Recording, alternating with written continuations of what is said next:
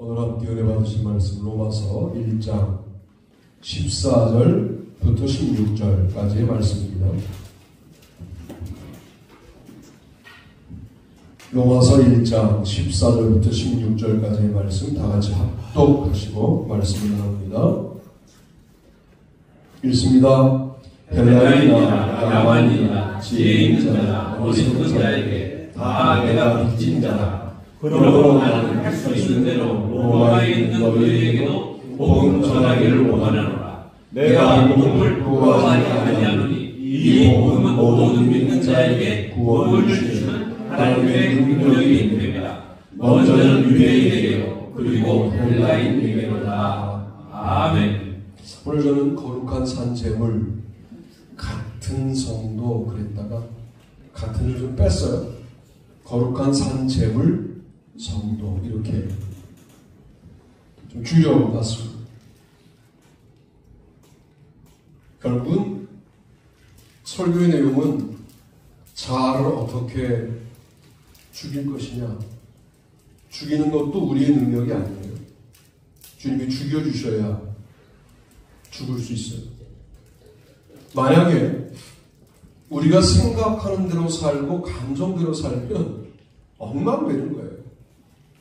그 엉망되는 모습을 요즘 많이 봅니다. 제가 제 안에서도 보고 타인에게서도 보고 그래서 참 주님을 믿는다는 게 참 엄청난 일이구나 하는 사실을 다시 한번 깨닫게 돼요. 여러분 보세요. 바울이 유대인 헬라인에게 모두 빚진 자라고 하잖아요. 뿐만 아니라 헬라인 야만, 지혜 있는 자 어리석은 자 다 빚졌다고 그러잖아요. 자, 그래서 바울이 이방 선교를 열심히 하고 그리고 죽기 전에는 유대인 선교도 하고 죽으면서 내가 참 그럴듯한 인생을 살았다 이렇게 생각했을까요? 아니면 당연한 인생을 살았다 그랬을까요? 좋은 말로 할 때 빨리 대답하세요. 잘 살았다 이랬을까요? 그냥 당연한 삶을 산 거다. 그렇죠. 이 말이 상당히 중요한 거더라고요. 거룩한 산 제물을 산다는 건 뭐냐면 빚을 갚았다고 대단하냐. 빚을 졌으면 갚아야지. 빚을 갚았다고 잘했다고 하겠느냐. 빚을 갚았다고 영광스럽다고 박수 쳐줄 것이냐. 빚을 갚는 삶은 당연한 삶이 아니냐. 이게 바로 빚을 모두 갚고 난 다음에도 자랑이 자기 안에 있게 하지 않는 상당히 중요한 고백이더라고요. 여러분 빚진 자예요. 하늘나라를 알게 됐고 하늘나라의 연장선상에서 천국을 알게 된 우리가 이걸 전혀 모르는 사람들에게 빚졌다는 생각을 가지고 복음에 부끄럽지 아니하고 복음을 부끄러워하지 아니하고 증거하는 여러분들이 되시기를 바랍니다. 아멘. 그런데 복음을 증거했다고 해서 우리가 스스로 어떻게 생각하냐면 참 하나님에게 유익한 일을 했다 이렇게 하는 순간 끝나는 거예요. 당연한 일을 한 거예요. 빚을 갚은 거다는 거예요. 바울은 엄청난 일을 내게 한 게 아니라 나는 빚을 갚았을 뿐이라는 거예요. 얼마나 대단한 고백입니까? 우리는 흔히 인생을 살 때 이렇게 인간관계를 해요. 너 나에게 빚졌어. 이렇게 만들어요. 내가 너를 용서했잖아. 너 나에게 빚진 거야. 이거 갚아야 돼. 라고 다른 사람들에게 갚을 것을 요구하며 살잖아요. 전혀 반대죠. 이거는 빚진 자로 살아가는 거예요.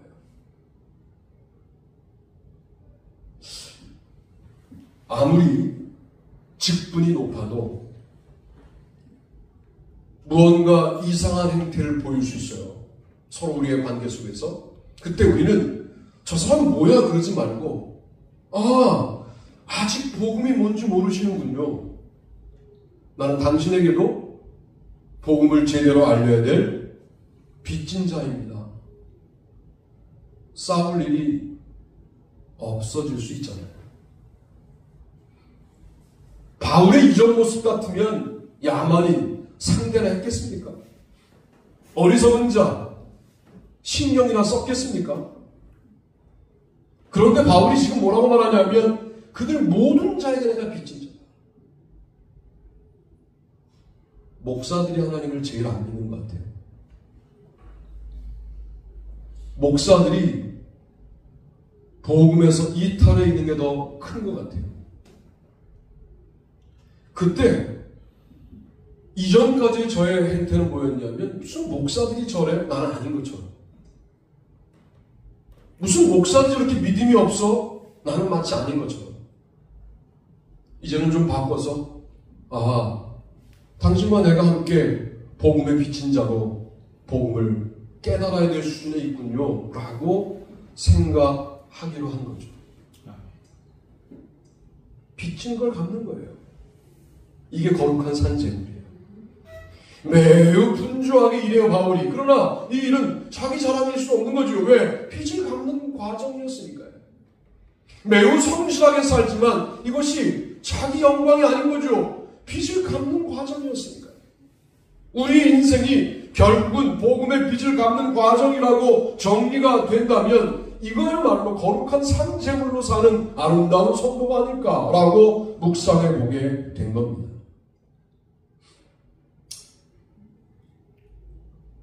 종이 수고했다고 살해하겠느냐? 마땅히 할 일을 했을 뿐입니다. 이게 청량리 장로교회 임택준 목사님의 은퇴사였어요.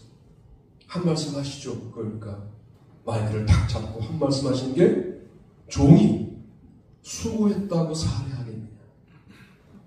종으로서 마땅한 일을 했을 뿐입니다. 지난 40년 너무 행복했습니다. 인사 꾸벅하고 퇴장하셨어요. 그 교회가 새로운 목사님이 오셨잖아요. 그러면 새로운 목사들이 와서 주로 하는 일들이 뭐냐면 필요 없는 교육관을 짓는다거나 선교관을 지어서 원로 목사님의 흔적을 지우는 일을 하죠. 그래서 사실은 지금 뭐 교육관이 딱 필요한 것도 아닌데 그거를 짓고 교회를 리모델링 하느라고 거의 뭐 큰 교회니까 수십억 헌금을 해야 되는 상황이 와서 김동호 목사님이 그러셨대요. 목사님 좀 담임 목사 좀 불러다가 한 말씀 하세요. 그랬더니 김동호 목사님을 임택준 목사님이 빤히 쳐다보시면서 그 교회 담임 목사님은 그 사람이야. 내가 아니야. 하나님이 알아서 일하시는 거야. 그러시고 그 교회에 출석도 안 하신대. 멋있죠. 그래서 김동호 목사님도 은퇴할 때 이거 그대로 했대요. 자기도. 네. 어떻게 했느냐? 종이 수고했다고 살아야겠느냐. 마땅히 할 일을 했습니다. 이 위대함은 이렇게 서로 물드는 것이 아닌가 싶어요. 여러분 우리가 평생을 헌신하고 살아도 빚진 자가 빚 갚았다고 살아야겠느냐. 마땅한 일을 했을 뿐이다. 여러분 이렇게 고백하며 거룩한 산재물로 사시는 여러분들 되시기를 바랍니다. 두 번째 소제목과 본문을 읽어보시죠. 읽습니다. 하나님의 은혜로 값없이 의롭다 하심을 얻은 자 되었느니라. 곧 예수 그리스도를 믿음으로 말미암아 모든 믿는 자에게 미치는 하나님의 의인이 차별이 없느니라. 모든 사람이 죄를 범하였음에 하나님의 영광에 이르지 못하느니 그리스도 예수 안에 있는 성령으로 말미암아 하나님의 은혜로 값없이 의롭다 하심을 얻은 자 되었느니라. 이 예수를 하나님이 그의 피로써 믿음으로 말미암는 화목제물로 세우셨으니 이는 하나님께서 미리 참으시는 중에 전에 지은 죄를 간과하심으로 자기의 의로우심을 나타내려 하시니. 아멘. 여기서 하나님의 은혜로 값없이 의롭다 하심을 얻은 자, 이 자가 거룩한 산색을 맡은 성도인 거죠. 은혜를 입었다라는 말은 하나님의 은혜에 기대었다라는 말과도 동의어입니다. 하나님의 은혜를 붙들었다. 하나님의 은혜에 붙들렸다 라는 말과도 동의합니다. 기댈 곳이 있어요. 우리는 하나님의 은혜입니다. 인간의 언어로 설명이 안 돼요. 우리가 애완용 강아지를 무척 좋아하죠. 그러나 이 강아지가 너무 죄를 많이 져서 이 죄를 없이 하려고 내 아들을 죽게 해요? 이거는 미친 짓이죠. 수준이 이거보다 더 차이 나거든요. 하나님과 우리의 수준은. 근데 인간이 너무 죄를 져서 얘들을 구원하려고 아들을 죽게 해요. 이걸 우리가 뭐라고 설명하냐면 매우 헌신적이다. 매우 희생적이다. 그러나 우리가 말하는 헌신이라고 하는 단어와 희생이라는 개념으로는 설명되지 않는 당혹스러움이 있어요.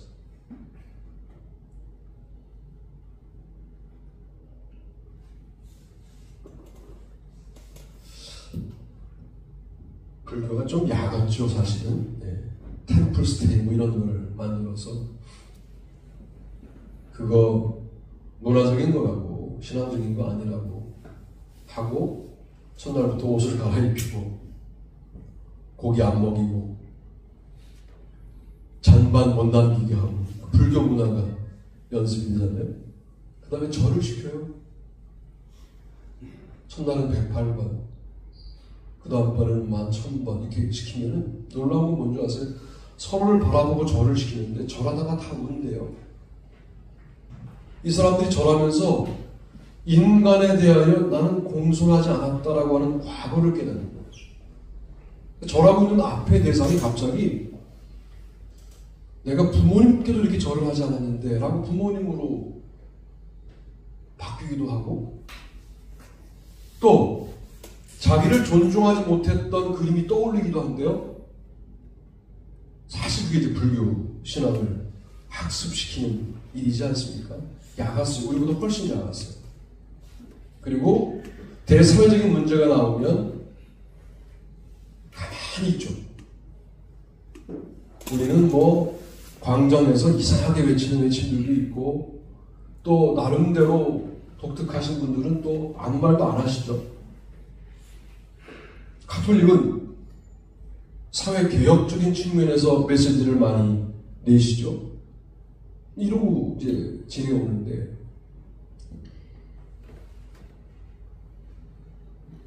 여러분 부모님만 생각해도 눈물이 나는 게 우리잖아요. 부모님의 희생만 생각해도. 근데 부모님의 희생으로 담아낼 수 없는 은혜가 하나님의 은혜예요. 그 은혜가 우리와 함께 한다고 한다면 정말 그 은혜를 말 그대로 맞닥뜨렸다고 한다면 변화되지 않을 인생이 없다는 게 기독교의 핵심이죠. 그래서 우리가 하나님의 은혜로 의롭다 하심을 입은 자예요. 수동태로 되어 있는 거예요.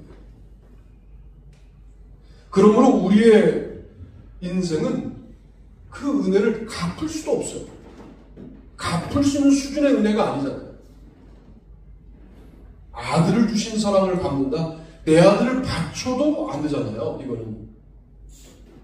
그러니까 뭘 해도 하나님 앞에 서 있어요. 하나님의 은혜에 빚진 우리는, 하나님의 은혜를 입은 우리는 하나님의 은혜 앞에 서 있어요. 하나님 앞에 서 있어야 돼요. 그러면 뭘 해도 자기 확인을 할 수가 없는 거죠. 뭘 해도 자기를 자랑할 수 없어야 되는 거죠. 왜 이토록 기독교인들은 자기 자랑이 많을까요? 저를 포함하여, 여러분들을 포함하여 왜 이토록 그리스도인들은 자기 확인이 많을까요? 그리고 자기가 무시를 당하는 것을 못 참아요. 지난주도 제가 상당히 타격감을 받을 것으로 알고 저를 무시하는 일들이 벌어졌는데 일도 아니다 이렇게 말하면 제가 좀 심적으로 보이실 테니까 일도 아니라고 말할 수는 없는데 그리 타격감이 강하지 않더라고요. 여러분들이 저를 위하여 많이 기도해 주셔서 좀 능글맞아졌고 강해졌다 그런 생각이 드는 게 내가 하나님 앞에 서 있으면 되지. 네, 무슨 뭐 위원에 빠졌다 이런 게 무슨 대단한 일이겠어요. 웃음밖에 안 나오죠 그거는. 그러나 뭐 일도 나에게 영향이 없다 이건 또 너무 과격한 말이니까 뭐 어느 정도 영향은 있었겠습니다만은 그들이 생각하는 것처럼 타격감은 없었다. 세상에서 여러분들이 무슨 일을 당해도 내가 이미 하나님의 은혜를 경험한 사람인데 이 정도 일에 내가 타격감을 느껴? 그렇다면 내가 다시 하나님의 은혜 앞에 무릎 꿇어야지 하고 자기 쪽으로 돌아오셔서 기도하시고 말씀 읽으시고 찬양하시게 되기를 바랍니다. 그러니까 누구에게 은혜를 베풀고 마치 거래처럼 너 나에게 은혜를 다시 갚아야 될 이런 관계에서는 도대체 이 은혜를 깨달을 수가 없는 거죠. 주고받는 관계에서는 안 돼요 이거. 그 세상 살아가는 원리이고 우리는 갚을 수 없는 은혜를 이미 받았기 때문에 우리의 몸을 분토처럼 내버려도 갚을 수 없는 은혜 아래서 늘 겸손할 수밖에 없는 거죠. 이게 바로 거룩한 산 제물로 살아가는 삶이 아니냐 라고 말씀드리고 싶어요. 자기가 의로운 게 사람들 앞에 꼭 증명되어야 합니까? 내가 베푼 일이 꼭 사람들에게 회자되어야 합니까? 내가 선한 사람인 걸 사람들이 꼭 인정해 줘야 합니까? 하나님의 은혜를 나는 이미 입었는데 값없이 입었는데 나 같은 정말 아무것도 아닌 나 금방 어제까지 하겠다고 그러고 오늘 오면 마음이 달라지는 이런 인간을 위해서 하나님이 자기 아들을 보내셔서 죽게 하신 그 은혜를 나는 이미 입었는데 도대체 내가 나에게 내가 베푼 은혜를 기억하지 못하고 배반했다고 그것을 가슴 아파하고 있고 내가 베푼 어떤 일을 기억하지 못한다고 속상해하고 있는 나는 과연 뭔가? 이런 생각이 든 거예요. 그게 아무런 상관이 없는 수준에 우리가 가야 할 필요가 있겠다. 여러분, 재물은 죽어야 되지만 살아있는 재물이라는 것은 여러분의 일상이 이렇게 장엄해져야 한다는 말씀을 드리는 거예요. 이건 나를 욕해요. 근거 없이 욕해요. 물론 따지고 싶죠. 그건 내가 욕먹을 일이 아니다. 당신이 문해력이 부족하기 때문이다. 나는 그런 말을 들을 이유가 없다. 라고 말해야 되는 순간이 있을 수도 있어요. 그러나 일단 여러분이 해야 될 일은 뭐냐면 받아내는 거죠. 아멘. 그 모든 비난들을 어느 순간에는 물론 정의를 외쳐야 될 때가 있어요. 그때를 우리가 알게 해달라고 기도하셔야 됩니다. 아무 때나 하면 안 되고 매우 결정적인 순간에 주님이 하라고 하는 때에 딱 외쳐야 됩니다만 그 외의 모든 순간들은 그 근거 없는 모든 비난들을 하나님의 은혜를 받은 나는 받아낸다. 멋있죠? 이런 사람 멋있어요. 이런 사람이 영광스러워요. 이런 사람이 장엄해요. 이런 사람이 숭고하지 않습니까? 로마서가 상당히 위대한 말씀인 것은 거룩한 산 제물이라고 하는 우리의 삶의 아름다운 기준을 제시하셨어요. 그리고 바울을 보니까 와 정말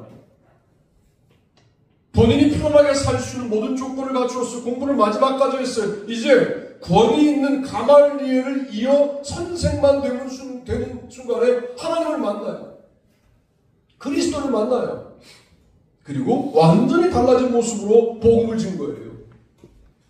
한 곳에 정착할 수 있는 바울이 그냥 시도 때도 없이 다니면서 광주리 타고 탈출하지 않나, 거방 죽게 된 걸 뭐 사람들이 살려내질 않나, 여러 가지 많은 고난들을 겪어요. 바울의 고난 목록을 보면 대단하잖아요. 그런데도 불구하고 또 자기가 살아난다는 거예요. 날마다 죽노라 라고 말하면서 은혜 가운데 있는 삶을 살아가요. 결국은 수명을 단축하죠. 아마도 로마에서 그가 돌아가셨다라고 본다면 그는 더 살 수 있었던 자신의 삶을 복음을 증거하다가 덜 살게 되는 선택을 하였으나 그의 삶을 누가 충만하지 않다고 말할 수 있겠습니까? 은혜를 입은 자. 그러므로 은혜를 베풀 때도 나의 능력이 아니고 나의 공로가 아니고 내 은혜를 몰라주는 사람에 대해서도 원래 나의 것이 아닌 것으로 그를 도왔으므로 내가 서운해할 이유가 없는 거죠. 하나님께 제가 깨닫게 달라고 기도하면 되는 그런 수준에 우리가 가야 할 필요가 있다. 세 번째는 이것인데요. 소제목과 본문을 같이 읽어봅니다. 시작. 그의 뜻대로 부르심을 입은 자들에게는 모든 것이 합력하여 선을 이루느니라. 우리가 알거니와 하나님을 사랑하는 자, 곧 그의 뜻대로 부르심을 입은 자들에게는 모든 것이 합력하여 선을 이루느니라. 하나님이 미리 하신 자들을 또한 그 아들의 형상을 본받게 하기 위하여 미리 정하셨으니 이는 그로 많은 형제 중에서 맏아들이 되게 하려 하시니라. 또 미리 정하신 그들을 또한 부르시고 부르신 그들을 또한 의롭다 하시고 의롭다 하신 그들을 또한 영원롭게 하셨느니라. 아멘. 그의 뜻대로 부르심을 입었다.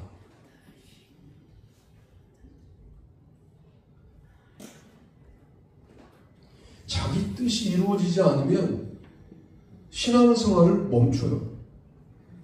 자기 계획대로 안 되면 신앙생활을 그만둬요. 그리고 우리가 던지는 멘트가 하나 있어요. 이런 거죠. 예수 믿어봐야 되는 건 아무것도 없구만. 자기 계획대로 안 됐다는 거예요. 여러분 인생은요. 자기 계획대로 안 되는 게 은혜입니다. 아멘. 보세요. 태초 하나님이 천지를 창조하셨어요. 하나님의 것 안에 우리가 살고 있어요. 우리도 하나님이 만드셨어요. 그러니까 하나님의 계획대로 되는 거지 나의 계획대로 되는 게 인생이 아니거든요. 근데 나의 계획을 기준점으로 잡고 하나님의 계획을 수정해달라고 자꾸만 기도하는 거예요. 우리가. 이거는 그의 부르심이 무엇인지를 모르는 거죠. 목사들은 그동안 여러분들을 부르심 받은 자에게 함부로 하면 안 돼 라고 말했지만 로마서 1장은 성도로 부르심을 입은 자들이라는 말도 나와요. 성도는 목사만이 아니라 사도만이 아니라 다 부르심을 받은 자들이에요. 부르심을 받은 자는 자기의 뜻이 중심이 아니고 하나님의 뜻이 중심인 자들이에요. 하나님이 어떻게 우리를 만들어 나가시는지는 각자 달라요. 각자 달라서 왜 나는 빨리 저 사람처럼 안 만들어줍니까? 라고 하는 관점에서부터 빛나는 거예요.